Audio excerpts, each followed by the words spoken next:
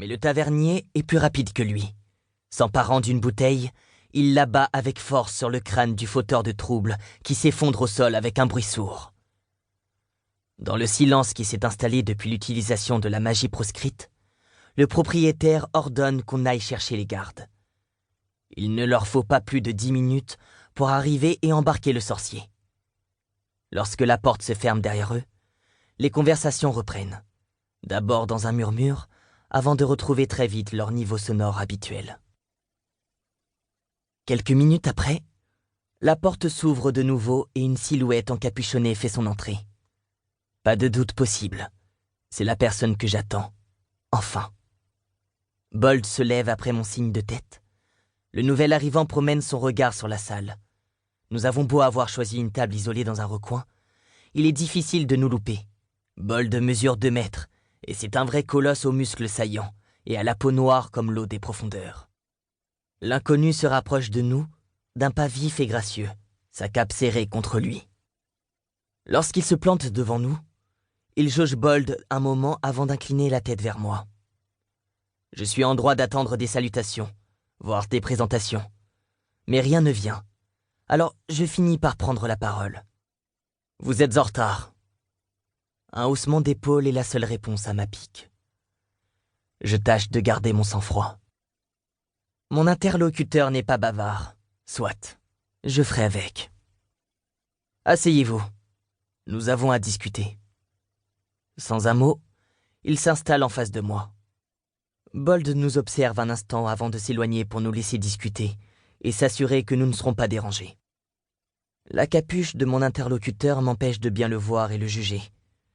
J'estime que la personne en dessous doit faire un peu moins d'1,70 m et qu'elle est de stature fine. Je ne perçois pas de danger immédiat. Pourtant, mon instinct me crie de me méfier. Vous buvez quelque chose ? Nouveau haussement d'épaule. Je commence à me lasser. Si vous ne parlez pas, ça risque de compliquer les négociations. Je n'ai pas de temps à perdre. Je trouverai ce que je cherche ailleurs. Ça m'étonnerait. Je sursaute. La voix est douce et posée. Elle est surtout indubitablement féminine. C'est pour le moins troublant. Bien sûr, aucune loi ne spécifie que les receleurs ne peuvent être des femmes. Seulement, c'est un travail difficile et dangereux, surtout lorsqu'il touche aux objets magiques. Face à moi, la fille semble prendre une décision.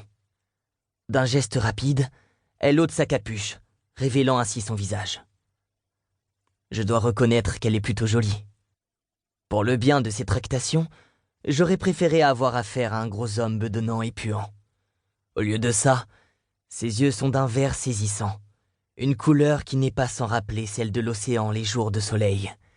Ses cheveux, d'un roux tirant vers le cuivre, tombent en cascade sur ses épaules avant de disparaître sous sa cape noire.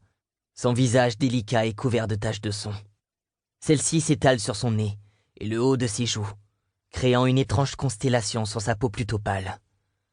Malgré ses traits fins, elle ne sourit pas. Je comprends soudain pourquoi elle fait ce travail. Entre cette détermination qui se lit sur son visage et son allure d'ange, elle doit être capable de négocier n'importe quelle vente et de s'en sortir sans encombre. Malheureusement pour elle, je ne compte pas me laisser embobiner facilement. Je ne m'attendais pas à ça, je reconnais. À quoi ? Demande-t-elle d'une voix toujours aussi calme. À négocier avec une fille. Dans ce cas, tout va bien, puisque je suis une femme. J'ouvre la bouche lorsqu'elle me prend de court. Je croyais que vous n'aviez pas de temps à perdre. Pouvons-nous éviter les propos cyniques et en venir au fait ? Je ravale les répliques cinglantes qui me viennent. Si je dois supporter cette gamine pour obtenir ce que je veux, alors soit. Vous avez l'objet ? Elle jette un coup d'œil à la ronde et sort un emballage noir de sa poche. Avec précaution, elle déroule les bandelettes de tissu qui protègent l'objet de mes désirs, révélant le compas que je recherche depuis des mois. À première vue, il s'agit d'un compas marin, tout ce qu'il y a de plus banal. Un cadran en argent, les indications classiques et une flèche qui ne cesse de s'agiter dans tous les sens. J'en demande 10 000 pièces. Et rien que ça.